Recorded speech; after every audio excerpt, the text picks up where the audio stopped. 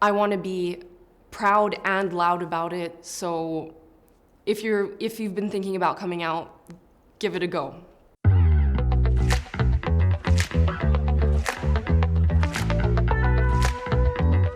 Being part of the LGBTQ+ community is a small thing that impacts every part of your life.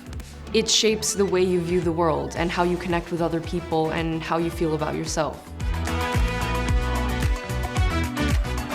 I think it's important to start with yourself.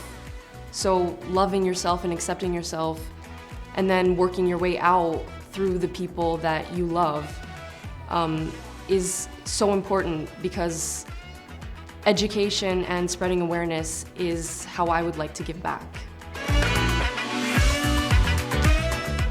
I would like to say to all the people who are struggling to come out right now that maybe this is the sign for you, if you're safe, to take the leap. And I think for me, this year specifically, I want to be proud and loud about it. So if you've been thinking about coming out, give it a go.